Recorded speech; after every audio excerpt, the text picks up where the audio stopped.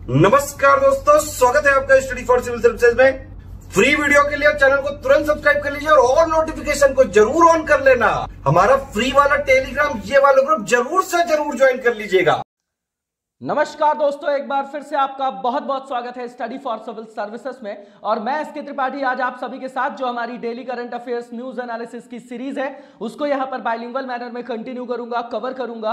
और जैसा कि दोस्तों आप सभी देख पा रहे होंगे स्क्रीन में कि ये जो आपकी न्यूज होती है वो आपके सारे लीडिंग सोर्सेज से कलेक्ट की जाती है, फिर आप लोगों को यहां पर उपलब्ध कराई जाती है, जो आपके लिए सारे एग्जाम्स के पॉइंट ऑफ व्यू से स्पेशली फॉर यूपीएससी, सीएससी और जो भी आपके स्टेट पीसीएस के एग्जामिनेशन होते हैं उनके लिए प्रीलिम्स और मेंस दोनों ही पर्सपेक्टिव में ये सीरीज आपके लिए बहुत ही ज्यादा लाभदायी सिद्ध होगी। तो आप लोग कंसिस्टेंट रेगुलरली इस सीरीज को देखें, फॉलो करें, जिसका लाभ आपको स्वयं अनुभव होगा एग्जाम हॉल में। मैं डेली यहां पर ये आप लोगों को आश्वस्त करता हूं। और आगे चलने से पहले दोस्तों मैं आप सभी को बता देना चाहता हूं कि स्टडी फॉर सिविल सर्विसेज के पेड कोर्सेज चल रहे हैं, जिनके बारे में डिटेल्स में जानकारी आप इन नंबर्स पे कॉल करके जान सकते हैं और उन्हें ज्वाइन करके आप उनका महत्तम लाभ भी अर्जित कर सकते हैं। साथ ही दोस्तों अगर अभी तक आपने हमारा फ्री टेलीग्राम चैनल अगर ज्वाइन नहीं किया है, जो करंट अफेयर से रिलेटेड स्पेसिफिक चैनल है @ऑनली करंट अफेयर्स के नाम से, तो जरूर ज्वाइन कर लें, क्योंकि जो भी इंपॉर्टेंट अपडेट्स नोटिफिकेशंस होती हैं वो वहां पर आप लोगों को फ्री ऑफ कॉस्ट प्रोवाइड कराई जाती हैं। तो आइए आगे की ओर चलेंगे और आज के फर्स्ट आर्टिकल को देखेंगे। आज का जो हमारा फर्स्ट आर्टिकल है फिर से वापस से आर्टिकल 102 और आर्टिकल 191 है, ठीक है ना। जो डिस्क्वालिफिकेशन वगैरह आप लोग पढ़ते हैं पॉलिटी में, जीएस पेपर 2 से डायरेक्टली लिंक्ड है और लगातार ये आपका न्यूज में रहता है, ठीक है ना। तो इंपॉर्टेंट है, इसको देख जाइएगा। फिर से यहां पर 11 माइनस करेंगे आप, तो जो सेंट्रल के लिए है उसमें अगर 11 माइनस करेंगे तो आपको स्टेट के लिए प्रोविजंस वहां पर मिल जाएंगे। अब यहां पर क्या रेफरेंस दिया जा रहा है कि एक ज्वाइंट पार्लियामेंट्री कमिटी है on office of profit deliberated on whether and MP could continue to teach at the university and if it provided for the office of profit rules, ठीक है ना। तो देखिए ये जो ऑफिस ऑफ प्रॉफिट है उसको क्या है, बहुत वेग वर्ड है, ठीक है ना। तो उसके संदर्भ में हमेशा विवाद बना रहता है, ठीक है ना। तो यहां पर रीजन क्या है डिस्प्यूट का, तो भैया सीधी बात है, जो आर्टिकल 102 है आपका और 191 है आपका, है ना, सब क्लॉज 1 की बात कर रहे हैं जो हमारे संविधान में है। तो रेफर करता है वो कि पोस्ट जो भी है आपकी प्रॉफिट की which prohibits the acceptance of government post by law makers at the central and state level, ठीक है। तो कहने का मतलब यह है कि जो भी आपके जैसे मंत्री वगैरह हैं, कोई ऐसे राजनीतिक पद में है ना, जो सांसद है, हमारे विधायक हैं, स्टेट और सेंट्रल दोनों के लिए बात कर रहे हैं हम, आर्टिकल 102 191। तो वहां पर बोला जाता है कि कोई लाभ का पद ना हो, ताकि वो ऐसा ना हो कि उनको फेवर करे, तो इस तरीके का प्रावधान बनाया गया न्यूट्रलिटी के लिए। तो फिर अगर ऐसा कुछ देखा जाता है कि किसी लाभ के पद में भी वो अभी कार्य कर रहे हैं तो फिर उनको डिस्क्वालीफाई किया जा सकता है, वही चीजें यहां पर बताई जा रही। But the post of profit is not defined, मैंने बोला ना वेग वर्ड है, इसके बारे में जो है पूरी जानकारी नहीं, इसको डिफाइन ही नहीं किया गया। और जिस चीज को डिफाइन नहीं किया जाता वहीं लूप होल होता है और उसी का फायदा उठाया जाता है। The term benefits is not defined in the constitution, और द जो आपका आरपीए है, रिप्रेजेंटेशन ऑफ पीपल एक्ट 1951 का, तो उसमें भी वो आपका क्या है, डिफाइन नहीं है, इसीलिए ये क्या है यहां पर डिस्प्यूट बना हुआ है। अब ये टर्म क्या है आपका, जो बेनिफिट है उसका जो मतलब जो ऑफिस ऑफ प्रॉफिट की बात कर रहे हैं उससे क्या संदर्भ है, उससे हम क्या समझते हैं वो बताया जा रहा है यहां पर। तो मान लीजिए कोई भी एमपी या एमएलए है, अगर वो पाया जाता है कि कोई भी ऐसा पद उसने जो है ले रखा है जो ऑफिस ऑफ प्रॉफिट के अंतर्गत आता है, then his her membership in the parliament और concern legislative assembly can be disqualified. वही चीजें जो मैंने ऊपर बता दी, अब पैराग्राफ में कितना भी लिख दीजिए आप यहां पर। According to the notification issued by the central government, no such post of profit can be achieved in the government by any legislature who gets government allowances और अदर पावर्स। तो भैया जब आपको गवर्नमेंट जो है सारी फैसिलिटीज दे रही है और आप एक ऐसे पद पर हो जहां पर आपका न्यूट्रल होना जरूरी है, क्योंकि कोई भी जो है आपके राजनेता है वो किसी भी जगह जो अगर कार्य कर रहे हैं तो वहां पर फेवर कर सकते हैं, है ना। जजेस के बारे में भी ऐसा जो प्रावधान बहुत सारे आप न्यूट्रलिटी के लिए देखते हैं, इसको आप एक ही ग्राउंड से लेके चलिए कि जो भी इंपॉर्टेंट हमारे यहाँ अथॉरिटी है, डेजिग्नेशन है, उनको जो है न्यूट्रल बनाने के लिए ऐसा प्रावधान किया जाता है, ठीक है ना। अब सेक्शन 9 की बात कर रहे हैं आरपीए की, जो आपकी 1951 का है। Also for which MPs and MLAs to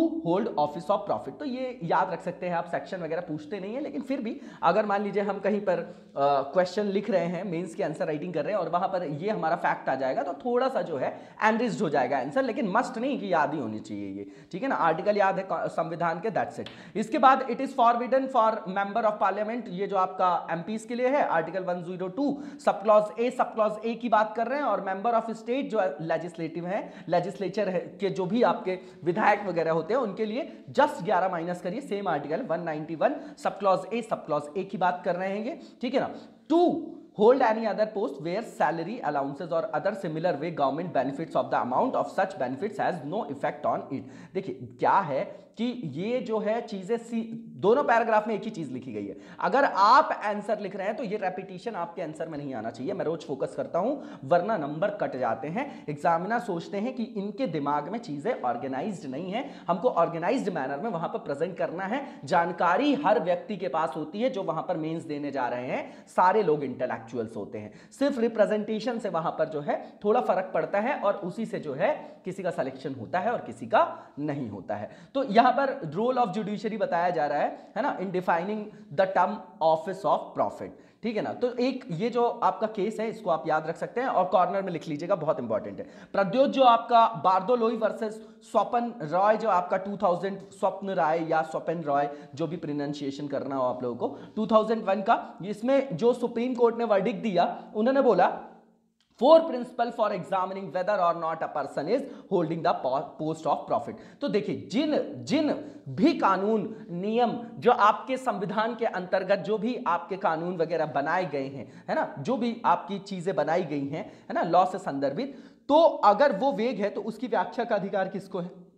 supreme court को है। इसीलिए आप देखेंगे कि मैक्सिमम जगह जो भी चीजें नहीं लिखी गई हैं वहां पर अगर सुप्रीम कोर्ट किसी तरीके की व्याख्या करते हैं तो उसको मान्य माना जाता है, ठीक है ना। तो यहां पर उन्होंने बताया does the government determine the remuneration related to that post, एक पॉइंट ये सारे ना फैक्चुअल पॉइंट्स हैं, इनको आप नोट डाउन करके किनारे करिएगा। Does the government control the appointment expulsion and its function on the post, मतलब सरकार पद पर नियुक्ति, निष्कासन और इसके कार्यों पर नियंत्रण रखती है। अब देखिए ये सारी चीजें रैशनल है। मान लीजिए कि गवर्नमेंट जो है कोई ऐसी उसकी निकाय है ना, स्टेट की डेफिनेशन आप लोगों ने आर्टिकल 12 में पढ़ा होगा। तो जो भी ऑर्गेनाइजेशन है जहां पर सरकार फंडिंग कर रही है, यहां पर जहां पर भी सरकार का स्टेक होता है वो सरकारी क्या हो जाता है, राज्य की डेफिनेशन में इसलिए रखा जाता है क्योंकि वो सरकारी आपका क्या है, एक निकाय है। तो उसी तरीके से बता रहे हैं कि भैया if the person holding the post able to influence a decision through patronage, एक ये बता दिया इन्होंने, उसके ऊपर बता दिया कि इनका अपॉइंटमेंट, एक्सपल्शन और फंक्शन जो है किसी भी पोस्ट में गवर्नमेंट के कंट्रोल से किया जा रहा है, क्या नियंत्रण रखती है सरकार उस पर, इसका मतलब क्या सरकार उस पद को नियंत्रित कर रही है, उसके द्वारा सृजित है, क्या वो उसको सैलरी अलाउंसेस दे रही है, पारिश्रमिक जो है सरकार के द्वारा दिया जा रहा है ना। तो और क्या उस पद के द्वारा, है ना, व्यक्ति जो है किसी निर्णय को प्रभावित करने में सक्षम है। चीजें तो वही हो गई हैं कि इन्फ्लुएंस तो नहीं कर रहा है, न्यूट्रलिटी वाला मुद्दा है यहां पर। Does the parent body of the post have vested governmental power, issues of funds, allocation of fund, grant of licence. अगर आपको आर्टिकल 12, आर्टिकल 36 इसमें स्टेट की डेफिनेशन दी जाती है, वहां से आप इसको कनेक्ट करके देखेंगे तो आपको सारी चीजें जो है वो क्लियर हो जाएंगी कि भैया सरकार ने आपको पद दिया है तो आप जो है ऐसे पद पर हैं जहां पर आप किसी को इन्फ्लुएंस कर सकते हैं, बहुत पावरफुल है। तो उसको रोकने के लिए, न्यूट्रलिटी बनाए रखने के लिए इस तरीके के प्रावधान अपनाए जाते हैं। That's it. ये चारों पॉइंट आप याद रख सकते हैं। मोर और लेस जो है चारों एक जैसे हैं, लेकिन आप इनको देख जाइएगा, एक एक लाइन में ही लिखिएगा इनको नोट्स में अपने। इसके बाद जो यहां पर डायग्रामेटिक रिप्रेजेंटेशन दिया गया है देख जाइएगा। ये दोनों आर्टिकल मोस्ट इंपॉर्टेंट है, प्रीलिम्स और मेंस दोनों के लिए याद रखिएगा, पूछा जा सकता है डायरेक्टली भी। और यहां पर जो नेक्स्ट हमारी न्यूज है ये बहुत ही वैसे भी आपकी कैसी फेमस स्कीम है, आप लोगों ने रेगुलर इसके बारे में सुना भी होगा। तो ये हेल्थ से रिलेटेड इशू है, पेपर 2, पेपर 3 जो जीएस का है उस दोनों में आप रख सकते हैं। आयुष्मान इंडिया जो आपका हेल्थ एंड वेलनेस सेंटर है उसके बारे में यहां पर बताया जा रहा है। तो ये बताया जा रहा है मोर देन 50,000 है ना, जो आपके मतलब जो आपके ये वेलनेस सेंटर है, हेल्थ एंड वेलनेस सेंटर जो आपके सेंटर है ना, ABHWC जो जिनको बोला जा रहा है, तो वो जो है आपके क्या हो गए, आप फंक्शनिंग में आ गए, स्टार्ट हो गए हैं, ठीक है ना। तो यहां पर डेटा याद रखने के मोर देन 50,000 याद रख सकते हैं at the India health and wellness centre, ठीक है। ये नॉर्मल सा डेटा है, रेफरेंस है। 1.5 लाख जो भी आपके ABHWC स्टेशन है are be set up by December 2022 with the goal of providing coordinated primary health care। गया, ठीक है ना। अल्मा आटा डिक्लेरेशन पूछा गया था, है ना, प्रीलिम्स में। क्यों पूछा गया था? प्राइमरी जो है हेल्थ केयर के लिए इतनी बड़ी जो स्कीम वगैरह हमारे यहाँ चलाई जा रही है, तो वो उसके लिए एक लैंडमार्क क्या था, एक टर्निंग पॉइंट था पूरे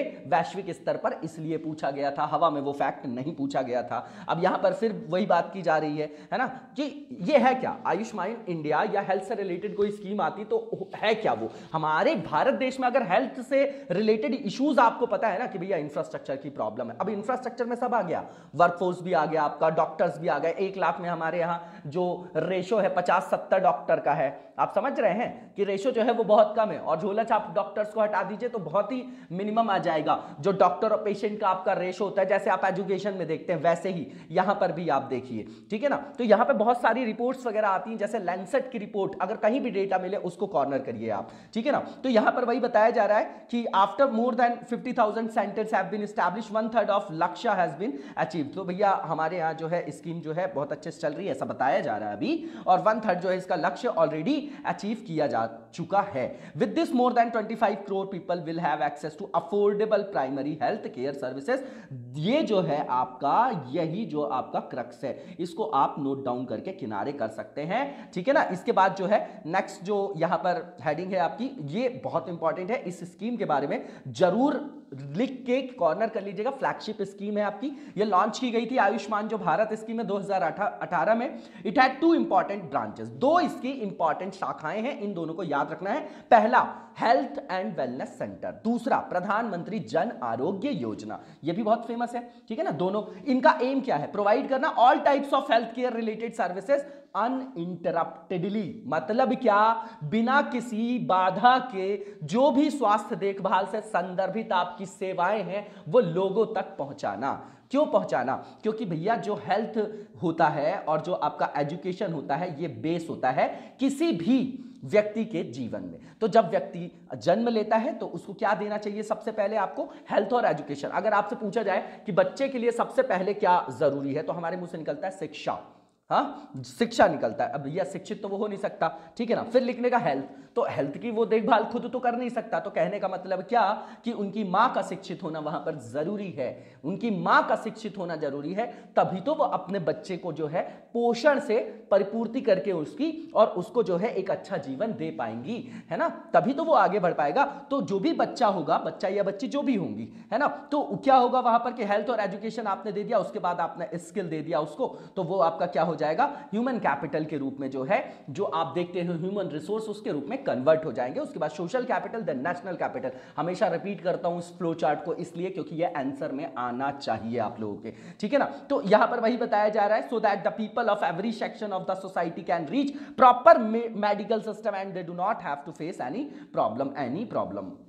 देखिए हमारे यहाँ जो लोग, मतलब मान लीजिए कि जो भी मिडिल क्लास के लोग हैं या उससे नीचे के तबके के लोग हैं या गरीब लोग हैं, हमारे यहाँ एटीट्यूड तो है नहीं, जब तक हम पूरी तरीके से मतलब पूरी तरीके से बीमार नहीं हो जाते, डॉक्टर के पास जाके चेकअप नहीं कराते हैं, ये हमारा एटीट्यूड है। हम इंश्योरेंस नहीं लेते हैं, यार हमको क्या हो जाएगा, है ना। तो जब भी हमारी तबीयत खराब होती है और हमारे यहाँ आउट ऑफ पॉकेट जो एक्सपेंडिचर है वो बहुत ज्यादा है, जो हमारे यहाँ बीमा वगैरह इंश्योरेंस होता है वो इन पेशेंट है। इन पेशेंट मतलब जब आप एडमिट हो गए, आउट ऑफ पॉकेट एक्सपेंडिचर का मतलब क्या? आने जाने में यात्रा का व्यय क्या हुआ है, जिस जगह आपको इंश्योरेंस की बेनिफिट्स मिल रहे हैं वहां तक जाने में, आने में, किराया और जो बाहर के जो व्यय होते हैं वो बहुत ज्यादा होता है। ये रेगुलर रिपोर्ट्स में जो है बताया जाता है। तो उससे क्या होता है कि जो व्यक्ति नॉर्मल मतलब अर्निंग कर रहा है और कमा रहा है, तो जैसे ही वो बेचारे हॉस्पिटल का व्यय जो है वहन करते हैं तो वो बिलो पॉवर्टी लाइन में आ जाते हैं। ये बहुत बड़ा इशू है हमारे इंडिया में, तो इसको एड्रेस करने की जरूरत है, ठीक है ना, एड्रेस करने की जरूरत है, उसीलिए ये किया जा रहा है ना। और दूसरी चीज आप लोगों ने देखा है, डेमोग्राफिक डिविडेंड की बात हो रही है हमारे यहाँ, स्किल्ड पीपल की बात हो रही है। जब स्वस्थ ही नहीं रहेगा आदमी तो क्या स्किल लेगा भैया। उसके बाद जो है हमारे यहाँ बात हो रही है आत्मनिर्भर भारत की, है ना। अब सारी चीजों को आप कनेक्ट करते चले जाइए, यही कनेक्टिविटी का खेल है और कुछ भी नहीं है, ठीक है ना। तो यहां पर बताया जा रहा है ताकि जो सारे सेक्शंस के लोग हैं, मेनली जो वल्नरेबल सेक्शंस के लोग हैं of the society can reach proper medical system and do not have to face any problem. फिर वही बात आ गई कि अवेलेबिलिटी देन अफोर्डेबिलिटी है, तब तो आप इंक्लूजन कर पाओगे, ठीक है ना। इसके बाद फर्स्ट ए बी जो आपकी एक डाबी बोला जा रहा है यहां पर, ए बी जो HWC है आपका, है ना, यहां पर जो बोला जा रहा है, देख लीजिएगा इसको, वो आपका जो भी ये स्टार्टेड किया गया था, जब इसकी शुरुआत की गई है ना, टीसी जो आपका was started by honourable prime minister Modi ji on 14 April 2018 at Jhangla in Bijapur district of Chhattisgarh, है ना। तो ये देख लीजिएगा, ये एक फैक्ट है, छत्तीसगढ़ पीसीएस के लिए बहुत ज्यादा इंपॉर्टेंट है, इसको नोट डाउन करके किनारे रख सकते हैं हम लोग, क्योंकि बहुत बड़ी स्कीम है ये आपकी, ठीक है ना। इसके बाद यहां पर जो नेक्स्ट वन बताया जा रहा है उसी के बारे में, HWC है आपका हेल्थ एंड वेलनेस सेंटर, उसी के बारे में बताया जा रहा है ना। तो पूछा जा सकता है कि पहला जो था आपका वो कहां से शुरुआत हुई थी उसकी, है ना, हेल्थ एंड वेलनेस जो आपका सेंटर है, तो आप देख जाइएगा उसको, ठीक है ना। और यहां पर जो बताया जा रहा है कि ये जो आपका सेंटर होता है वो क्या प्रोवाइड करता है, किस तरीके की सर्विसेज, तो पीपल टू पीपल मतलब ये जो है लोगों तक जो है वो पहुंचाने की व्यवस्था इसके द्वारा किया जाता है ना। और जो भी आपकी CPSC जो भी हेल्थ से रिलेटेड सर्विसेज है वो वहां पर प्रोवाइड की जाती है, जैसे reproductive, maternal, neonatal, infant and adolescent and nutritional, है ना। ये आप लोगों ने पढ़ा होगा स्कीम के अंतर भी, RMNCHA प्लस बोला जाता है न्यू, ये आपका नियोनटाल जो है ना, ये जो आपके तुरंत जो बच्चे पैदा होते हैं 28 दिन तक की उम्र वालों को नियोनटाल बोला जाता है। तो इनके बारे में आपको पता होगा, इसको मुझे कमेंट बॉक्स में बताइएगा जरा, हर चीज का क्या मतलब है, नहीं पता होगा तो वो भी बताइएगा, तो मैं कल डिक्टेट कर दूंगा, है ना। नॉर्मल सी चीजें हैं, और जो बिल्कुल न्यूली इस वीडियो को फॉलो करते हैं, कोई भी नई चीज आए डरने की जरूरत नहीं है, आप कंटिन्यूअस फॉलो करिए, 1-2 महीने में चीजें क्लियर हो जाएंगी। और कहीं भी डाउट हो कमेंट कीजिए, और नेक्स्ट वीडियो में मैं उसको वहां पर डिक्टेट कर दूंगा, एलोबरेट कर दूंगा। They also serve to prevent disease, specially prevention of जो भी आपकी क्या है, जो भी आपके दुसाध्य बीमारियां हैं, है ना, मालिग्नेंट लिखा है, एंड नॉन कम्युनिकेबल डिसीज। देखिए एनसीडीज का इशू बहुत ज्यादा बढ़ा हुआ था हमारे यहाँ, अब तो कोविड आ गया तो सब कम्युनिकेशन डिसीज, कम्युनिकेबल डिसीज की ओर बात हो रही है, लेकिन अभी पिछले 5 सालों में आप देखेंगे तो हमारे यहाँ एनसीडीज का जो है एक्सपेंशन जो है वो बहुत ज्यादा जो है देखा जा रहा था, बहुत ज्यादा जो है लोग उससे क्या हो रहे थे, बीमार हो रहे थे, है ना, जो भी आपकी नॉन कम्युनिकेबल डिसीज वगैरह है। तो वही बात यहां पर की जा रही है कि भैया non communicable disease, health service involving the community and awareness about physical activities like क्या, जो भी आपकी स्वस्थ लाइफस्टाइल की बात कर रहे हैं, एडिक्वेट न्यूट्रिशन की बात कर रहे हैं, योगा की बात कर रहे हैं, देख रहे हैं मल्टी डायमेंशनली जो है वहां पर अप्रोच किया जा रहा है कि किस तरीके से फिजिकल एक्टिविटीज को, आप देख रहे हैं आज की लाइफस्टाइल में जो है सारे गेम्स भी इंडोर हो गए, है ना। अब मोबाइल आ गया, छोटा बच्चा खाना ही तब खाता है जब उसको मोबाइल में गेम खिलवाइए। अब पहले की चीजें याद करिए, है कि बाहर बैडमिंटन खेलना, क्रिकेट खेलना, तो वो एटीट्यूड ही चेंज हो गया। तो उससे क्या हो रहा है कि नई चीज देखने को, पहले तो अंडर न्यूट्रिशन की बात हो रही थी, माल न्यूट्रिशन की, अब भैया ओबेसिटी की बात हो रही है। बैलेंस डाइट का मतलब ना तो कम ना तो ज्यादा, बैलेंस होना चाहिए, ओवर भी हो गया तो भी मोटापा ले आएगा, स्टंटिंग वेस्टिंग की समस्या तो आप देख ही रहे हैं रेगुलर, है ना। एनीमिया की, एनीमिक की बात करेंगे आप तो हमारे यहाँ 50% वुमेन्स एनीमिक है। आप समझिए कि जब हमारे यहाँ वुमेन्स बेचारी जो 50% एनीमिक है ना, माताओं बहनों को आप देखिए, तो जब वो गर्भवती होंगी और किसी बच्चे को जन्म देंगी तो जो बेचारी खुद ही मतलब बीमार है ना भैया, एनीमिक है तो ब्लड की कमी है, सीधी बात है ना। तो उससे क्या होगा, बच्चे के स्वास्थ्य पे भी खराब असर पड़ेगा, है ना। तो भी वो मतलब सलाम है सारी माताओं को, बहनों को, कि इतना काम करते हैं वो लोग जिनका मतलब सैलरी भी नहीं मिलती और मतलब कोई भी चीज उनको लोग जो है इस तरीके से वैल्यू भी नहीं देते, है ना। और ये हमेशा स्टेटमेंट आता है कि हमारे यहाँ जो विदाउट पेमेंट सबसे ज्यादा काम करने वाले लोग हैं वो वुमेन्स ही हैं, है ना। क्योंकि अगर वर्किंग भी है तो वो घर में बच्चों को भी देख रही हैं, हस्बैंड को भी देख रही हैं, और उसके बाद बाहर वर्किंग भी है ना। बहुत सारी चीजें हैं, मैंने पर्सनली मतलब मैं अपने घर में भी देखता हूं और सारी जगह देखता हूं, वो चीजें मैं आप लोगों को शेयर कर रहा हूं, है ना। ये प्रैक्टिकली अगर आपने चीजें समझ ली और आंसर में आ गया ना, तो किताबों की चीजें हर कोई लिखता है, बस लिखने का थोड़ा सा तरीका चेंज हो जाता है, ठीक है ना। वो खेल सिर्फ शब्दों का है। तो यहां पर वही बताया जा रहा है कि इनकी जो टीम है consist of a trained community health officer, है ना, with 1 or 2 health workers and 5 to 8 जो आपके आशा वर्कर है। अब आशा और एएनएम, इसमें जो है सीधा सीधा क्वेश्चन एक बार यूपीएससी ने फ्रेम किया था डिलीवरी से रिलेटेड कि भैया ये दोनों में से कौन सी जो है वो डिलीवरी वगैरह क्या करा सकती है, नहीं करा सकती, बस उतना ही क्रक्स था, वहीं से प्रीलिम्स का क्वेश्चन बना। क्यों बना, अब सोचिएगा क्यों बना, क्योंकि वो स्पेसिफिक प्रोविजन था, ठीक है ना, इसलिए और यहां पर बताया जा रहा है ये जो आपके वेलनेस सेंटर है इंक्लूड 27,890 सब हेल्थ सेंटर और 18,536 प्राइमरी हेल्थ सेंटर्स हैं और 3600 लगभग अर्बन प्राइमरी हेल्थ सेंटर्स है। देखिए इसको रटने की जरूरत नहीं है ना, बिल्कुल मत रटिएगा। इसके अलावा जो जन आरोग्य योजना है प्रधानमंत्री जो JAY जिसको आप बोलते हैं, उसके बारे में बताया जा रहा है। ये इसका सेकंड कंपोनेंट है। दोनों के नोट्स आपको बनाना है, ऊपर योजना लिखना है, दोनों कंपोनेंट लिखने हैं, 2-2, 3-3 पॉइंट लिखने हैं। आप लोग पूछते हैं कैसे नोट डाउन करें, कैसे नोट्स, डेली बताता हूं मैं, अगर आप ध्यान से सुने तो सेकंड कंपोनेंट जो है इसका है किसका, आयुष्मान भारत का, इज द प्रधानमंत्री Jan Arogya Yojana which people know. ये स्कीम जो है लॉन्च की गई थी हमारे प्रधानमंत्री जी के द्वारा 23 सितंबर 2018 को रांची झारखंड से। It is the world largest government funded ये आपकी विश्व की सबसे बड़ी स्कीम है हेल्थ इंश्योरेंस के एस्पेक्ट में।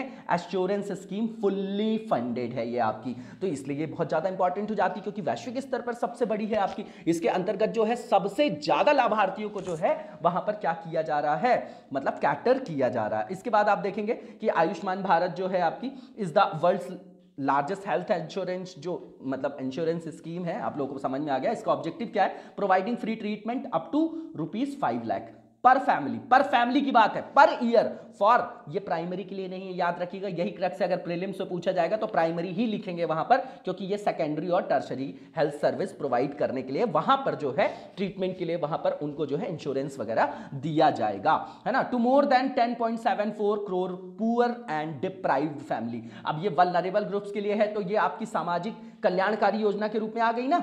यहां पर फिर आप आर्टिकल 39 BC को कोट कर सकते हैं, ठीक है ना। तो जो भी कल्याणकारी राज्य की अवधारणा है वेलफेयर स्टेट की, उसको यहां पर यथार्थ रूप में रखा जा रहा है। उसके बाद और about 50 crore providing beneficiaries who constitute 40% of the Indian population, है ना। ये डेटा इंपॉर्टेंट है, इसको रख सकते हैं अपन अपने पास मेंस तक के लिए। इसके बाद जो नेक्स्ट हमारा यहां पर article West Bank and related issues हैं, पेपर 2 में रख सकते हैं, इंटरनेशनल पॉलिटिक्स से रिलेटेड है ये आपका। तो यहां पर रेफरेंस ये बताया जा रहा है कि अभी जो यूएस सेक्रेटरी हैं आपके माइक पॉम्पियो, उन्होंने कहा है, मतलब उन्होंने जो यहां पर बताया है, became the first top diplomat to visit a West Bank ghetto and the disputed Golan Heights. इसीलिए गोलन हाइट्स को प्रीलिम्स में पूछा गया था। वेस्ट बैंक, गाजा पट्टी, इजराइल, रेगुलर वही एरिया आपका न्यूज में रहता है, वहीं से ज्योग्राफी में भी क्वेश्चन आता है, वहीं से आईआर में भी आता है। फिर हम समझ नहीं पाते कि भैया ये क्यों पूछा यार, तो हम दुनिया भर की चीजें पढ़ते रहते हैं साल भर, है ना। Reinforcing Donald Trump's pro Israel legacy, है ना। तो आप जान लीजिए इस चीज को कि अमेरिका में जो भी आपके मतलब जो भी आपके शासक, जिसको आप राष्ट्रपति बोलते हैं, उनको मैं शासक बोल रहा हूं, रूलर बोल रहा हूं, है ना। अब डेमोक्रेसी के संदर्भ में ले लीजिए, हैं तो वो शासक ही, तो हमेशा जो है इजराइल को, ज्यूस को वो क्या करते हैं, सपोर्ट करते हैं। ये एक दिमाग में चीज बिठा लीजिए आप, ठीक है ना। तो इसके की पॉइंट्स बताए जा रहे हैं। अगर आपने आप वर्ल्ड हिस्ट्री देखा होगा तो किस तरीके से जो है सारी चीजें उभर के आई हैं, एक अगर दिमाग में सारी स्टोरी होगी आपको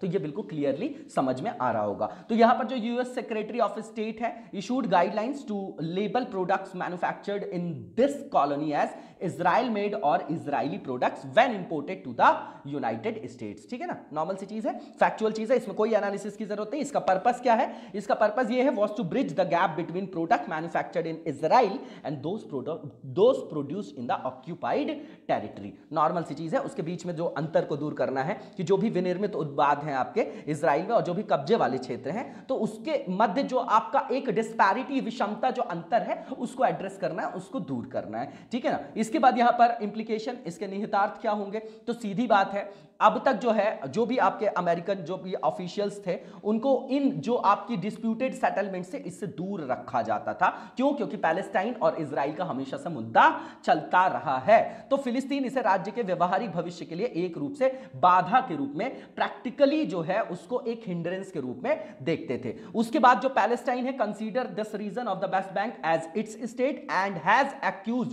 mic Pompeo of favouritising Israel's occupation of the region. बिल्कुल ठीक बात है, हमेशा पैलेस्तान और जो आपका पैलेस्तीन, जिसको आप फिलिस्तीन बोलते हैं, इजराइल, गाजा पट्टी हो गया आपका, वेस्ट बैंक हो गया, इसको लेके जो है हमेशा वहां पर क्या बना रहता है, विवाद बना रहता है। तो उन्होंने वही स्टेटमेंट दिया कि भैया हमारे क्षेत्र में इस तरीके का आप फेवर कर रहे हो, आप तो इजराइल को, हाँ आप तो पूरे विश्व में शांति वांति स्थापित करने की बात करते हो यार, हाँ क्योंकि यूएन के राजा बने बैठे हो आप, हाँ अभी तक कोई रिफॉर्म नहीं कर रहे यूएनएससी में। चीजें समझ में आ रही है ना आप लोगों को। इसके बाद जो है वेस्ट बैंक का स्टेटस बताया जा रहा है। तो वेस्ट बैंक जो है आपका, अब इसको आप मैप में देख जाइए, है ना, कि फाइल में सर वो मैप नहीं था। अरे खुद से देखने में ज्यादा ग्रैस्प होता है। एक सेकंड में अपन यहां क्या देख लेंगे, रेगुलर देखिए उस एरिया को आप लोग, ठीक है ना। West Bank is located between Israel and Jordan. One of its biggest cities is Ramallah.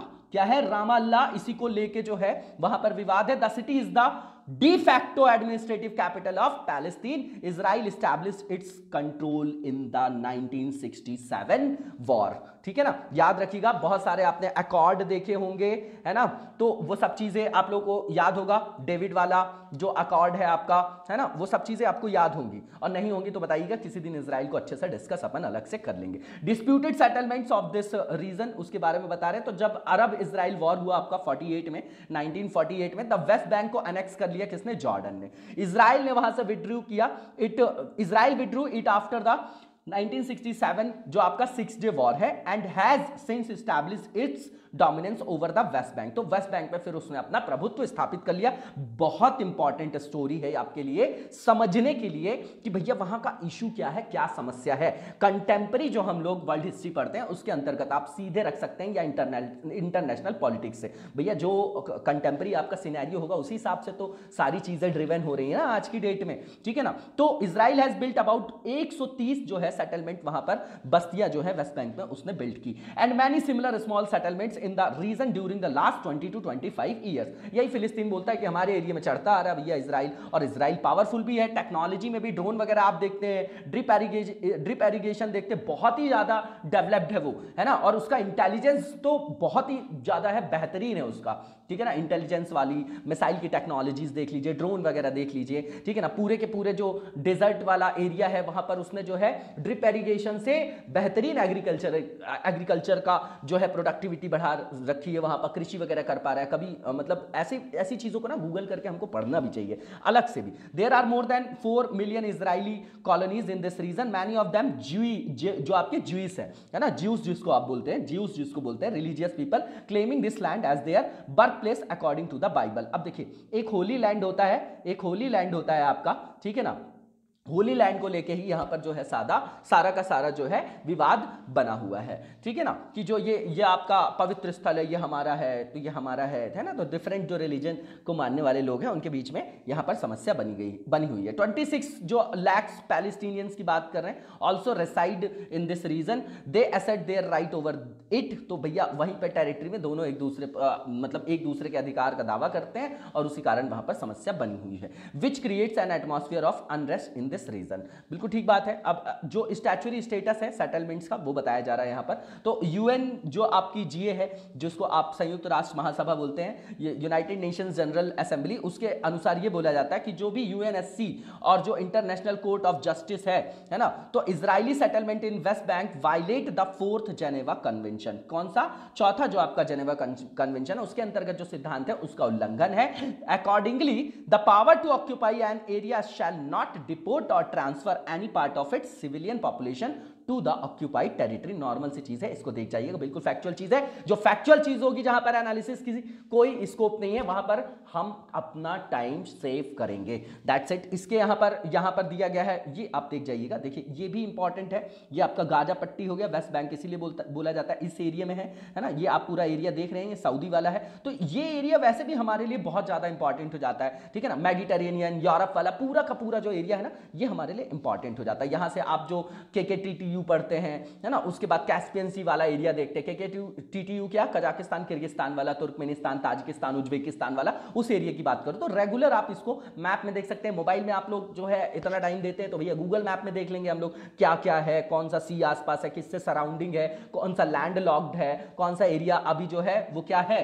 News में सीधे पूछ लेते गोलन हाइट्स कहां है, जो अभी न्यूज में था, ऐसे पूछता है यूपीएससी में 2-4 क्वेश्चन, तो वो आपको बिल्कुल इजीली जो है मार्क्स फेच करने के लिए वहां पर जो है मौका दिया जाता है। इसके बाद जो नेक्स्ट हमारा यहां पर आर्टिकल है, इलेक्शन ऑफ एग्जाइल जो आपकी पार्लियामेंट है by Tibetans spread around the world, है ना। तो तिब्बत लोगों का जो आपका निर्वासित संसद है उसके चुनाव के बारे में है, इंपॉर्टेंट है, इंटरनेशनल पॉलिटिक्स से रिलेटेड है, इसको देख जाइएगा। जीएस पेपर 2 में इसको पुट कर सकते हैं, हम रख सकते हैं। मोर देन यहां पर बताया जा रहा है कि 1.3 लाख से ज्यादा जो तिब्बतन्स है वो रह रहे हैं आपके exile and living living in India and other parts of the world will elect their next parliament in exile, है ना। तो जो उनकी नेक्स्ट आपकी पार्लियामेंट है इन एग्जाइल, उसके लिए वो जो है वहां पर चुनाव की बात कर रहे हैं, which is called the central Tibetan administration and it will head in May 2021। तो ये तो हमारे लिए रेफरेंस हो गया। अब इसके की पॉइंट्स देखने की जरूरत है। तो इसका हेडक्वार्टर कहां है भैया, तो धर्मशाला में है, कांगड़ा डिस्ट्रिक्ट जो है आपका हिमाचल प्रदेश। इसके बाद जो इसका रिजल्ट है फर्स्ट राउंड का वो क्या हुआ, which will begin in Tibet will be announced on 8th of February with the expected final result on 14th January 2021, है ना। इसका जो है मतलब ये है कि 8 फरवरी को बोल रहे हैं कि जो आपका फाइनल जो आपका रिजल्ट है जनवरी में स्टार्ट होगा, उसके बाद फरवरी में मतलब फरवरी में फाइनल रिजल्ट आ जाएगा। ये सब जरूरी नहीं कब आएगा क्या आएगा, क्या है क्या ये इसके प्रावधान है, क्यों ऐसी जरूरत पड़ी, ये सब हमको देखने की जरूरत है। तो यहां पर deputation to the Tibetan parliament की बात करें तो जो स्पीकर और डेप्यूटी स्पीकर होंगे इसके वो आपके हेड करेंगे, बिल्कुल जैसे हमारी संसद है ना, उस तरीके से आप इसको समझिएगा। The exile in the Tibetan parliament जो आपकी 16वीं आपकी टीपीआईए थी हैड 45 मेंबर्स, उसमें 45 मेंबर्स थे, जिसमें जो भी आपके टोटल जो आपकी ईच मतलब प्रत्येक जो तिब्बतन ट्रेडिशनल प्रोविंसेस थे उसमें से वहां पर 10 रिप्रेजेंटेटिव्स की बात की गई थी। देख रहे हैं वहां पर किस तरीके से जो है रिप्रेजेंटेटिव एक तरीके के जो डेमोक्रेसी है उसके प्रिंसिपल्स को फॉलो कर रहे हैं। यहां से हमको ये समझ में आया। अब यहां पर जो 10 आपके रिप्रेजेंटेटिव्स हैं जो प्रत्येक स्टेट से जो आपके ट्रेडिशनल प्रांत वगैरह हैं तिब्बत के वहां से लिए जा रहे हैं, तो उसमें कौन कौन से, यू सांग जो है आपका टी साइलेंट है, धोटो एंड धूमी, धोमी जो है आपका each of the 4 school of Tibetan Buddhism and 2 from the former Buddhist Bon जो आपका रिलीजन है ना, फैक्चुअल चीजें हैं। 2 जो आपके रिप्रेजेंट हैं, जो 2 रिप्रेजेंट करेंगे ईच जो आपकी तिब्बतन कम्युनिटी है कहां, नॉर्थ अमेरिका में और यूरोप में, and 1 in Australia and Asia जो है आपका except India, Nepal and Bhutan, ये याद रखिएगा, ठीक है ना। फैक्चुअल जानकारी बहुत ज्यादा इंपॉर्टेंट नहीं है ये सब। अब तिब्बतन कॉन्स्टिट्यूशन की बात कर रहे हैं तो भैया इसमें जो है आपका सेंट्रल जो आपका तिब्बतन एडमिनिस्ट्रेशन एग्जिस्ट करता है, ऑपरेट करता है on the basis of constitution जो इन लोगों ने बना रखा है अपना तिब्बतन गवर्नमेंट का, जिसको बोला जाता है charter of the exiled Tibetans, है ना। चार्टर के बारे में सुनते होंगे, चार्टर मतलब एक घोषणा पत्र की किस तरीके से जो है आगे चीजों को क्रियान्वित किया जाएगा, जैसे हम लोग अपने यहाँ पढ़ते हैं चार्टर, है ना। तो 1991 में जो आपका कॉन्स्टिट्यूशनल जो आपका रीडेवलपमेंट देखा गया है ना, तो उसके अंतर्गत क्या किया गया था, कॉन्स्टिट्यूशन रीडेवलपमेंट कमिटी वहां पर स्थापित की गई थी by Dalai Lama. Dalai Lama drafted a charter for exiled जो आपके तिब्बतन्स हैं, ठीक है। इसके बाद दलाई लामा ने उसको अप्रूव किया it on 28th of June 1991, ठीक है। 2001 में ये आपकी टाइमलाइन बता रहे हैं, बहुत इंपॉर्टेंट नहीं लेकिन एक कहानी हमको पता होना जरूरी है, क्योंकि आपको पता होगा जो चाइना वाला हमारा वॉर था उसके पीछे बहुत बड़ा जो कारण था वो दलाई लामा से रिलेटेड था, तिब्बतन से रिलेटेड था। चाइना हमेशा जो है रोना गाना मचाने लगता है और चढ़ने लग जाता है वहां पर कि भैया आप इनको क्यों अपने यहाँ जो है पनाह दे रहे हो, हैं, इनका क्षेत्र भी हमारा है, सारा क्षेत्र उसी का है, ठीक है ना। वो ड्रैगन है जहां खड़ा होगा आग लगा देगा, सारी चीजों को अपने तरफ ले आएगा, है ना, मुंह से आग फेंकता है वो। उसकी एक्सपेंशन वाली जो आपकी पॉलिसी है, नोट जो आपकी नोटबुक पॉलिसी या चेकबुक पॉलिसी जिसको बोलते हैं, उन सब चीजों को आप लोगों को देखने की जरूरत है। रेगुलरली बहुत इंपॉर्टेंट है हमारे लिए चाइना हमेशा से, ठीक है ना, मतलब एग्जाम के पॉइंट ऑफ व्यू से बोल रहा हूं मैं, ठीक है ना। तो यहां पर वही बताया जा रहा है कि 2001 में यहां पर फंडामेंटल चेंज देखे गए जब अमेंडमेंट किया गया चार्टर में, easing the direct election of Kalon Tripa जो है आपका ट्रिपा जिसको है by Tibetans in exile, directly elected Kalon Tripa जो है सब्सिक्वेंटली बोला जा रहा है नॉमिनेटेड, वहां पर नॉमिनेशन का प्रावधान है। The Kalons with the approval of the Tibetan Parliament in exile, बिल्कुल फैक्चुअल चीजें हैं, देखिए इसमें किसी भी तरीके का कोई मतलब एनालिसिस का स्कोप नहीं है। फिर बता रहे हैं 14 मार्च 2011 को जो दलाई लामा थे उन्होंने वहां पर फॉर्मुलेट किया उनकी पॉलिटिकल लीडरशिप को and the charter was again amended. तो उसके बाद फिर वहां संशोधन किया गया चार्टर में और जो पॉलिटिकल लीडरशिप है उसको ट्रांसफर्ड किया गया कालोन ट्रम्प कॉल्ड सिक्योंग और the president of the central Tibetan administration. तो इसको आप याद रख सकते हैं, ठीक है ना। इसके बाद यहां पर द कास्ट जो कैबिनेट है उसके बारे में बोल रहे हैं, जैसे हमारे यहां कैबिनेट आर्टिकल 75 में आप लोग देखते हैं, है ना, कलेक्टिव रिस्पॉन्सिबिलिटी जो आपकी काउंसिल ऑफ मिनिस्टर्स है, तो डिसीजन मेकिंग के लिए एक जो है छोटी बॉडी की जरूरत पड़ती है ताकि जो डिसीजन है वो आपका क्या उसकी जो आपकी इफिशियंसी है बढ़ जाए, अच्छी तरीके से जल्दी जो है वहां पर डिसीजन लिया जा सके, है ना। तो कैबिनेट, किचन कैबिनेट, ये सब आप शब्द सुनते होंगे, उसी से से संदर्भित करिएगा। तो ये जो कैबिनेट है is the highest executive office of the central Tibetan administration and consist of 7 members, ठीक है ना। और ये हेडेड किसके द्वारा किया जाता है, कौन इसके अध्यक्ष होते हैं, तो सिक्योंग जो पॉलिटिकल लीडर है directly elected by the exile Tibetan, जो आपकी पॉपुलेशन है, जो भी निर्वासित आपकी तिब्बती आबादी है उनके द्वारा सीधे चुना जाता है और वही उसको चेयर करते हैं। जैसे हमारे यहाँ काउंसिल ऑफ मिनिस्टर्स को कौन करते हैं, चेयर प्रधानमंत्री करते हैं, वैसे आप वहां से समझिए। Sikyong later nominate 7 of his Kalons, मतलब जो अपने यहाँ मिनिस्टर्स हैं उसके बारे में वो नॉमिनेट करते हैं, अपनी पूरी जो है पूरी की पूरी एग्जीक्यूटिव जिसको बोलते हैं आप उसको कंप्लीट करते हैं and seeks Parliament's approval. The tenure of the Kashag जो आपकी कैबिनेट की बात कर रहे हैं, है ना, इज फॉर 5 ईयर्स, 5 वर्षों के लिए है, याद करने की कोई जरूरत नहीं, हमारे यहाँ भी वही होता है। लेकिन हमारे यहाँ जो है नियत कार्यकाल नहीं है, जब तक विश्वास है तब तक रहेंगे वो, जब तक कहां तक विश्वास प्राप्त है आपको, कहां पर विश्वास मत की बात होती है आपकी कॉन्फिडेंस मोशन की, कहां पे, तो भैया जो को आपका है क्या, लोकसभा के प्रति जो सामूहिक उत्तरदायित्व का सिद्धांत है, कलेक्टिव रिस्पॉन्सिबिलिटी, उसका मतलब यह है कि जब तक लोकसभा में वर्तमान जो सरकार है उसका बहुमत विद्यमान है तब तक सरकार जीवित है, तभी तक इनके पद भी जीवित है। जिस दिन सरकार गई ये भी खत्म हो गए। तो कोई टेन्योर जो है उनका ऐसा बोला जाता है कि जब तक जो है ये सरकार का बहुमत बना रहेगा लोकसभा में तब तक ही उनका भी कार्यकाल होता है। तो नियत नहीं है, यहां पर ये बताया जा रहा है कि इनका जो कार्यकाल है 5 वर्षों के लिए होता है। इसके बाद यहां पर बताया जा रहा है is TPI officially recognised by any country, तो क्या भैया ऑफिशियली कोई भी देश इसको जो है आपका रिकॉग्नाइज करता है, तो बोलते हैं कि ऑफ कोर्स नॉट, बिल्कुल नहीं, ठीक है ना। ये भारत सहित किसी भी देश द्वारा आधिकारिक रूप से पहली चीज मान्यता प्राप्त नहीं है, इस स्टेटमेंट को हमको याद रखना है। लेकिन यूएसए और जो यूरोपियन आपकी कंट्रीज हैं उसके साथ कई देश जो है विभिन्न मंचों के माध्यम से सीधे सिक्योंग और अन्य तिब्बती नेताओं के साथ जो है वो कार्य व्यवहार करते हुए देखे जाते हैं। और टीपीई का ये दावा भी है कि जो भी डेमोक्रेटिक जो भी आपके आधार हैं, एस्पेक्ट्स हैं, उसके आधार पर जो चुने गए लोग हैं वो तिब्बती मामलों का प्रबंधन करने और दुनिया भर में तिब्बती मुद्दे को उठाने में वो क्या करते हैं, हेल्प करते हैं। तो उनके जो है हितों का जो है, इंटरेस्ट का जो भी है वो संरक्षण करते हैं, संवर्धन करते हैं, ठीक है ना। इसके बाद आगे की ओर चलेंगे और जो नेक्स्ट हमारा आर्टिकल है ये रीजनल रैपिड ट्रांजिट सिस्टम है फॉर एनसीआर, है ना, बहुत इंपॉर्टेंट है। पेपर 3 में इसको डायरेक्टली रख सकते हैं आप, पेपर 2 में भी रख सकते हैं। तो इंफ्रास्ट्रक्चर से रिलेटेड है, मेनली आपका पेपर 3 में रख सकते हैं। और देखिए कि किस किस तरीके से हमारे यहाँ विभिन्न राज्यों के द्वारा जो है आपका क्या किया जा रहा है, इनिशिएटिव लिया जा रहा है, ठीक है ना। तो government of India, ministry of housing and urban affairs, जो एनसीआर ट्रांसपोर्ट कॉर्पोरेशन आपका लिमिटेड है, and new development bank. New development bank क्या भैया, थोड़ा बताइएगा किससे रिलेटेड है, ब्रिक्स विक्स से है क्या, ब्रिक्स से है कि किससे है, एडीबी भी है आपका, एनडीबी भी है आपका, बहुत सारी चीजें। तो ये किसके अंतर्गत है ना, तो ये बताइएगा to provide fast, reliable, safe and comfortable public transport system. आ गई बात, ये है आपका क्या कीवर्ड है इन द एनसीआर। तो ये बताइए पॉल्यूशन की स्थिति जो है बहुत ज्यादा खराब है दिल्ली में, हमेशा बात की जा रही है। कहीं इलेक्ट्रिकल जो आपके जो इलेक्ट्रिक जो आपके व्हीकल्स है उनकी बात की जा रही है, तो कभी ये हमेशा बोला जाता है कि भैया अब पर्सनल कार से कोई एक आदमी जाएगा और वहां पर अगर पब्लिक ट्रांसपोर्ट को वो यूज करता है तो उसमें बहुत सारे लोग जाते हैं, तो ग्रीन हाउस गैसेस का जो एमिशन है वो कम होगा।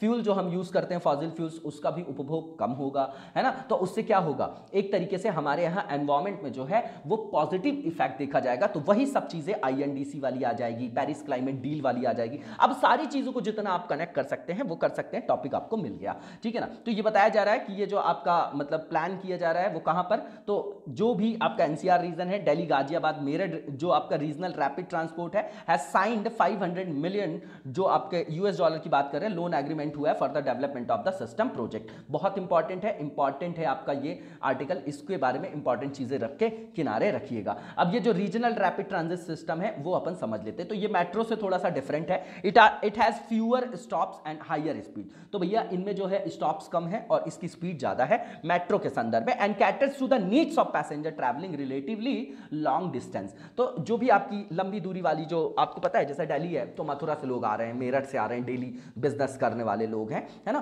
तो ये लंबी दूरी की यात्रा करने वाले यात्रियों की जो है आवश्यकताओं की पूर्ति इसके द्वारा किया जाएगा। और ये आपका ट्रेडिशनल जो रेलवे है उससे भी डिफरेंट है, it is more reliable than that and completes more cycles with higher speed. ठीक बात है, दोनों से कंपेयर कर दिए, मेट्रो से भी, रेल से भी, आपकी ट्रेन से भी, है ना। इसके बाद इसका एम क्या है, तो डेवलप करना ए road cum rail transport system. अब अब्रॉड में देखिए तो ये सब चीजें आपको फॉरेन में देखने को मिलती, वही सब चीजें हैं ये भी जो हमारे यहाँ इंप्लीमेंट की जा रही। तो road cum rail transport system to reduce the dependence of commuters on road जो आपका ट्रांसपोर्ट है, ठीक है ना। तो जो भी आपके मतलब कम्यूटर्स हैं उनकी निर्भरता को कम करना है, ठीक है ना। रोड कम रेल जो आपकी प्रणाली है उसको विकसित करके। अब इसके अंतर्गत अभी 8 कौन कौन से कॉरिडोर्स जो है वो देखे जा रहे हैं। तो दिल्ली, गुड़गांव, रेवाड़ी, अलवर वाला, देखिए दिल्ली सब जगह आएगा आपका, दिल्ली गाजियाबाद, मेरठ, दिल्ली सोनीपत, पानीपत, दिल्ली फरीदाबाद, बल्लभगढ़, पलवल है आपका, फिर दिल्ली से बहादुरगढ़, रोहतक है आपका, दिल्ली से शाहदरा है, बरौट है आपका, और गाजियाबाद जो आपका खुर्जा है, और गाजियाबाद और जो आपका हापुड़ है। तो भैया एनसीआर रीजन है, सब जगह जो है आपका लगा हुआ एरिया, यहीं पे सबसे ज्यादा समस्या आपको पता है फोटोकेमिकल स्मॉग, PM 2.5, PM 10 है ना, जो पार्टिकल्स आपके पार्टिकुलेट मैटर से रिलेटेड, रेस्पिरेटरी सिस्टम में प्रॉब्लम हो रही है वहां पर, है ना। और बहुत सारी चीजों को जो है इस तरीके का पॉल्यूशन जो है वो डोमिनो इफेक्ट देके और भी ज्यादा एनवायरमेंटल डिग्रेडेशन का कार्य करता है। इसके बाद इस प्रोजेक्ट का क्या इंपॉर्टेंस है तो वो देख लेते हैं। तो इसका जो इंप्लीमेंटेशन है RRTS का, वो एनसीआर रीजन में अगर होगा तो वो अचीव करने में जो हमारा, देखिए SDG से इसको सीधा सीधा आप कनेक्ट कर दीजिए। अब देखिए कितना इजी है, अगर आपको SDG पता है ना, मैं बोलता हूं सारे SDG जो हैं दिमाग में होने चाहिए।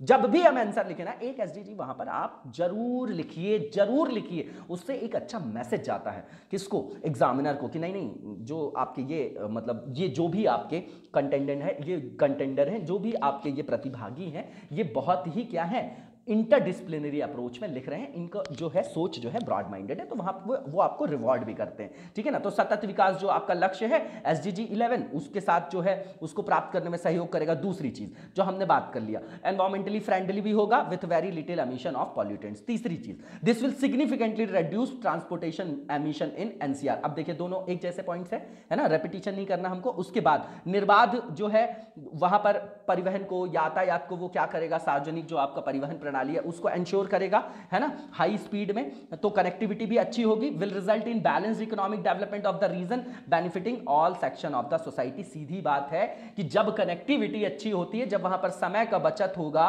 है ना, तो वहां पर जो है इकोनॉमिक जो आपकी गेनिंग होती है, प्रोडक्टिविटी होती है, वो अपने आप एनहांस हो जाएगी, है ना।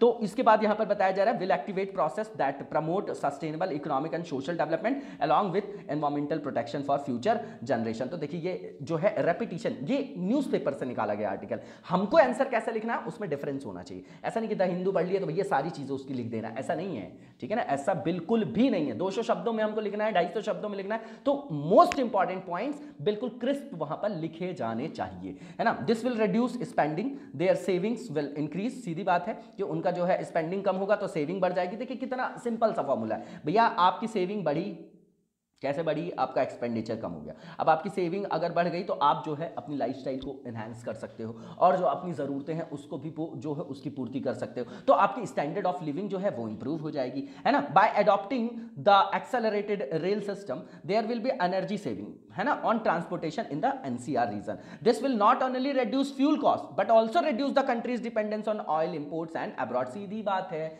ये सब चीजें अपन ने बताइए, ये चीजें जो है क्या रटने की जरूरत है, हाँ बिल्कुल सोच के बताइएगा। जो भी मतलब स्टूडेंट्स हैं 1 अगस्त या 2 अगस्त से रेगुलरली ये सीरीज जो है जो भी फॉलो कर रहे हैं, क्या अभी तक उनमें कैपेसिटी बिल्डिंग नहीं हुई इस तरीके से इंटरलिंकिंग की? कमेंट बॉक्स में बताइएगा आप लोग, ठीक है ना। और आंसर राइटिंग नहीं कर रहे हैं आप लोग रेगुलर, तो प्लीज करिए। और आज के लिए जो क्वेश्चन है वो वही है कि जो आपका जलवायु परिवर्तन से संदर्भित जो पेरिस क्लाइमेट डील है हमारी, उसके अंतर्गत क्या प्रमुख प्रावधान है, और अभी भारत सरकार INDC के लक्ष्यों को प्राप्त करने के लिए किस तरीके के महत्वपूर्ण जो है पहलों को जो है संचालित कर रही है या इनिशिएटिव लिए जा रहे हैं इंडियन गवर्नमेंट के द्वारा, क्रिटिकली इवैल्यूएट करना है, ठीक है ना। कमेंट बॉक्स में आप लोग बताइएगा लिख के आंसर। इसके बाद प्राइवेट सेक्टर बैंक रिफॉर्म्स की बात की जा रही, बहुत जरूरी है क्योंकि आप लोगों को पता है कि अभी क्या हो रहा है। देखिए ये रेगुलर न्यूज में है कि अभी जो भी है आपके NBFCs हैं या जो भी 10 साल से जो बैंकिंग सेक्टर में जो कार्यरत लोग हैं,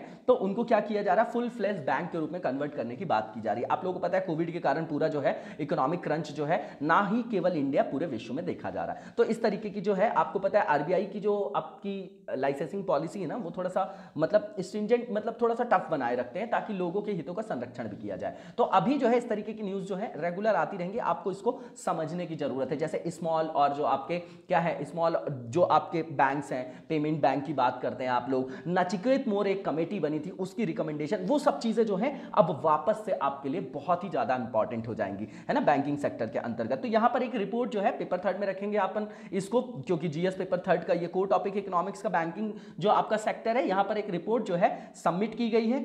किसके द्वारा की गई है? तो इंटरनल वर्किंग ग्रुप है constituted to review the existing guidelines on the ownership and corporate structure of Indian private sector bank. 5 member internal working group है ये, जो स्थापित किया गया है बाय द आरबीआई, जो पीके मोहंती है इसके आपके क्या है अध्यक्ष हैं, उनकी अध्यक्षता में इसको कॉन्स्टिट्यूट किया गया है। बहुत इंपॉर्टेंट नहीं है, लेकिन ये मतलब प्रीलिम्स पॉइंट ऑफ व्यू से स्टेट पीसीएस में पूछा जा सकता है कि कौन इसके अध्यक्ष वगैरह है। अब हमको ये देखने की जरूरत है कि ये क्या जो है इसके लिए क्या शर्तें वगैरह हैं, क्या किस प्रिंसिपल पे ये काम करेगा। तो reviewing the rules relating to promoters and promoters shareholding and the time frame for reducing their shareholding। तो आपको पता है कि स्टॉक मार्केट में बहुत ज्यादा ये जो प्रमोटर्स वाला खेल होता है वो बहुत लंबा करप्शन है, तो उसको एड्रेस करने के लिए है ना, रेगुलर चीजें। अब अभी पूरी देश में जो इकोनॉमिक क्रंच चल रहा है, लेकिन हमारा मार्केट जो है वो कैसा चल रहा है, लाइफ टाइम हाई पे खड़ा है। क्यों खड़ा है? सारे बैंक रो रहे हैं कि हमारा जो एनपीए है बढ़ गया, हमारे को ये प्रॉब्लम है, हमको रिपोर्ट जो है नहीं देनी अभी इस वाले क्वार्टर की, आप अभी मत लीजिए, सेकंड क्वार्टर में लीजिएगा मार्च के बाद से, है ना। तो वो सब चीज़ें आप देखिए, है ना, तो कॉन्ट्रडिक्शन आपको, पैराडॉक्स वहाँ पर दिखाई दे जाएगा। यहाँ पे लिखा गया है कि जो भी आपकी एग्जामिनेशन है ना, of preferential corporate structure of banks and harmonisation of norms in this regard. Normal सी चीज़ है, जो भी मानदंड है उनका सामंजस्य जो है उसमें स्थापित करना, जो भी कॉर्पोरेट के लिए जो स्ट्रक्चर बनाया गया है उसके लिए जो भी अधिमान्य कॉर्पोरेट संरचना है आपकी, उसको रिव्यू करना वहाँ पर, ठीक है ना। बैंकों के लिए बात कर रहे हैं, to review the existing licensing जो आपकी गाइडलाइंस है उसको भी रिव्यू करना, रूल्स जो भी हैं उससे रिलेटेड, है ना, जो ओनरशिप से रिलेटेड है ना, जो वहां पर नियंत्रण से रिलेटेड है इंडियन प्राइवेट सेक्टर बैंक्स में, उनको भी रिव्यू करना है। आइडेंटिफाई करना है एनी अदर मीनिंगफुल जो भी आपके इश्यूज हैं जो उससे रिलेटेड होंगे बैंकिंग सेक्टर से, and make recommendations related to it, ठीक है ना। तो यहां पर जो है मेजर रिकमेंडेशन क्या है इन कमिटीज की, तो बताया जा रहा है कि जो भी आपका लॉन्ग टर्म 15 ईयर्स में बात कर रहे हैं, the limit on promoter share can be increase from the present level to 26%। क्या? 26%। मतलब प्रमोटर्स का जो आपका अभी प्रवर्तकों की जो हिस्सेदारी उसकी निर्धारित सीमा को वर्तमान स्तर से बढ़ा दिया जाएगा। बोल रहे 26% किया जा सकता है। इसके पहले ये बोल रहे थे कि भैया अपने स्टेक्स को इनको घटाना पड़ेगा, अब बोल रहे हैं बढ़ाना पड़ेगा। इसके बाद बढ़ाया जा सकता है। Strengthen supervisory mechanisms for large groups including coordinator, जो भी आपके कोऑर्डिनेटेड सुपरविजन है, नॉर्मल से चीज है, पर्यवेक्षी तंत्र को जो है वहां पर मजबूत करना है ताकि समेकित रूप से पर्यवेक्षण किया जा सके बड़े समूहों के लिए भी, ठीक है ना। और यहां पर जो भी आपके बैंक्स हैं 3 इयर्स का जो इनको एक्सपीरियंस है is sufficient as necessary criteria to convert payment bank into small finance bank. यहां पर स्मॉल फाइनेंस बैंक की भी बात है और यहां पर एनबीएफसीज की भी बात है, ठीक है ना। इसके बाद जो है यहां पर बताया जा रहा है बैंकिंग रेगुलेशन जो एक्ट है हमारा 1949 का should be amended for the entry of big corporates industrial houses as promoters of banks. अब ये क्रक्स है, ये की पॉइंट है हमारे लिए यहां पर, ठीक है ना। ये हमारे लिए क्या है, इंपॉर्टेंट पॉइंट है कि जो भी बिग कॉर्पोरेट्स हैं आपके, इंडस्ट्रियल जो भी आपके हाउसेज हैं, है ना, तो उनको भी जो है वहां पर क्या मतलब अब बैंकों के प्रमोटर्स के लिए जो है अब वो भी जो है बैंकिंग जो आपके इंस्टीट्यूशन जैसे बैंक्स वगैरह हैं वो जो है वहां पर ओपन कर पाएंगे। तो वैसे प्रावधान यहां पर किया जा रहा है। इसके लिए आरबीआई का जो रेगुलेशन एक्ट है उसमें संशोधन किया जाना चाहिए, नॉर्मल सी चीज है। इसके बाद मिनिमम जो इनिशियल कैपिटल की बात की गई है जो रिक्वायर्ड है लाइसेंस के लिए न्यू बैंक्स के लिए should be increase from 500 crore से अब उसको 1000 करोड़ रुपए कर दिया गया है। ये क्यों किया जाता है? ये क्यों किया जाता है? रिस्क टू जो आपका वेटेड एसेट्स होती हैं, जोखिम जो आपकी निर्धारण के लिए जो पूंजी है जो बैलेंस कर सके चीजें कि इनिशियल जो है आपका फंड कितना होना चाहिए आपके पास, किस तरीके का अनुभव होना चाहिए, ये सब क्राइटेरिया होता है ना। तो यहां पर जो बात किया गया है इनिशियल जो आपका जो भी मतलब लाइसेंस के लिए अप्लाई करना चाहते हैं तो उनकी इनिशियल कैपिटल जो है पहले 500 करोड़ रुपए का प्रावधान था, अब 1000 करोड़ रुपए का कर दिया गया है। और स्मॉल फाइनेंस बैंक के लिए ये 200 करोड़ से बढ़ाकर 300 करोड़ रुपए कर दिया गया। इनिशियल कैपिटल की बात कर रहे हैं जिनको भी बैंक के लाइसेंस के लिए अप्लाई वगैरह करना है, बैंक वगैरह ओपन करना है। और इसके बाद ये बताया जा रहा है कि इसके मतलब NOFHC में be preferred in issuing licence for universal banking, normal सी चीज है। इसके बाद जो भी आपकी बैंक है करंटली, जो भी आपके मतलब वर्किंग है NOFHC स्ट्रक्चर के अंतर्गत, which do not have other group units should be allowed to opt out of the universal banking system. इसके बाद यहां पर यह बताया जा रहा है कि जो भी आपके स्मॉल फाइनेंस बैंक है, पेमेंट बैंक है, जो लिस्टेड है within 6 year from the date of access to net assets equal to the existing entry capital requirement prescribed for universal banks or 10 years from the date of commencement of operation whichever is earlier। 10 साल का जो है उनको banking क्षेत्र में अनुभव होना चाहिए, या तो फिर वो लिस्टेड है विद इन 6 ईयर्स वाली जो यहाँ पर बात की जा रही। कुल मिला के ये है कि हमारे यहाँ और ज़्यादा से ज़्यादा जो है बैंकिंग जो आपके इंस्टीट्यूशंस हैं, नए नए बैंक्स जो हैं उसको वहाँ पर स्थापित करने का प्रयास किया जा रहा है, ताकि क्या हो सके, मतलब फाइनेंशियल इंक्लूजन वाली चीज़ें वहाँ पर रखी जा सके, ताकि बैंकिंग फैसिलिटीज हर व्यक्ति के पास जो है पहुंच सके, है ना, जिनके पास रीच नहीं है, एक्सेसिबिलिटी के लिए, ठीक है ना। इसके बाद जो नेक्स्ट फेज है हमारा वो आपका रिलेटेड है एमसीक्यू से। पहला जो आपका यहां पर एमसीक्यू फ्रेम किया गया है, ये स्टेटमेंट है आपका तुंगभद्रा पुष्करालू के बारे में, पुष्करालू के बारे में, और बताना है कि कौन सा ट्रू है। तो ये आपका एक ऐसा मतलब फेस्टिवल है, 12 डे फेस्टिवल है जो कि मनाया जाता है honour of the Tungabhadra river. बिल्कुल ठीक बात है, ठीक है ना। आपको विजयनगर एम्पायर के बारे में कुछ याद आ रहा होगा इस रिवर के बारे में सुन के। इसके बाद जो पुष्करालू है, और इसको जो बोला जाता है, ये रिलीजियस फेस्टिवल है dedicated to the worship of the 12 major rivers that flow across the country. बिल्कुल ठीक बात है, दूसरा स्टेटमेंट भी ठीक है। और तीसरा ये कि ये सेलिब्रेट किया जाता है जब आपका जुपिटर एंटर करता है मकर राशि में, बृहस्पति जो है मकर राशि में प्रवेश करता है, तब इसको मनाया जाता है। All of the statements are right, और इसका आंसर आपका ऑल ऑफ द अबव हो जाएगा, जो कि डी में दिया गया है। इंफॉर्मेटिव क्वेश्चन था। इसके बाद जो नेक्स्ट क्वेश्चन है हमारा, ये बुकर प्राइज से रिलेटेड है, very important for state PCS examinations. तो पहला इसमें भी स्टेटमेंट दिया गया है, बताना है ट्रू कौन सा है। तो पहला ये कि स्कॉटिश जो राइटर है आपके डगलस स्टुअर्ट, उनको अवार्ड दिया गया है 2020 का बुकर प्राइज का, और उनकी मतलब for his first and famous novel, उनकी जो है कौन सी, जिसको शगी बेन बोला जाता है, शगी भी बोलते हैं, मतलब शगी बेन जो है, स्पेलिंग देख जाएगा, प्रोनाउंसिएशन कर लीजिएगा। बिल्कुल ठीक है, पहला स्टेटमेंट बिल्कुल इंफॉर्मेटिव है ये आपका क्वेश्चन। दूसरा ये Booker prize is the leading literary award of the French language, तो भैया इंग्लिश लैंग्वेज का है और इंग्लिश का ही है आपका अवार्ड, तो दूसरा स्टेटमेंट आपका गलत हो गया, ठीक है। तीसरा ये कि the award is given annually to a single book translated into English और English and published in the UK और आयरलैंड, है ना। तो दोनों मतलब एक ही क्षेत्र की चीजें हैं, है ना। तो यूनाइटेड किंगडम का है ये आपका, इंग्लिश के लिए दिया जाता है, इसलिए सेकंड स्टेटमेंट गलत था।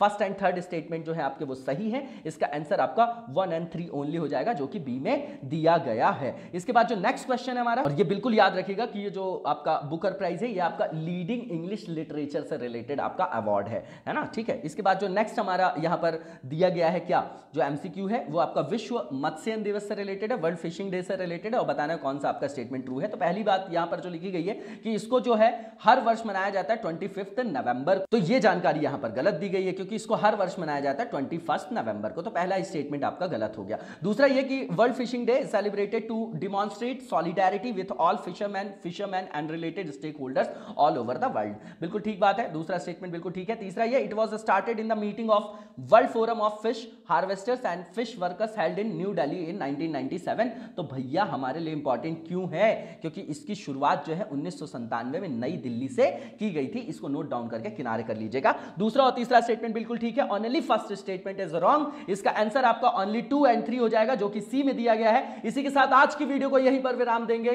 कल नेक्स्ट वीडियो में कंटिन्यू करेंगे, तब तक लगातार जबरदस्त तरीके से पढ़ते रहिएगा। Thank you so much, best of luck.